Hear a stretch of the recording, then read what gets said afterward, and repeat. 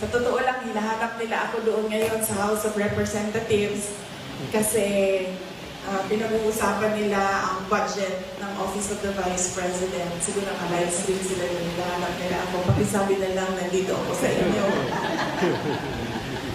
Sabi ko sa kanila, binibigay ko na yan sa inyo kung anong gusto niyong gawin sa budget ng Office of the Vice President. Bahala na kayo.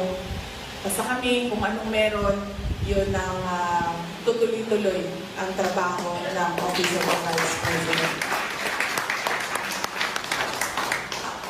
Kung ano pong matulong namin sa opisina namin, sa Legazpi, Albay, ang coverage po nila ay buong Bicol Region. Konti lang po yan sila pero sinusubukan nila na mapuntahan lahat. Kung ano pong matulong namin, ipaalam niyo po sa amin.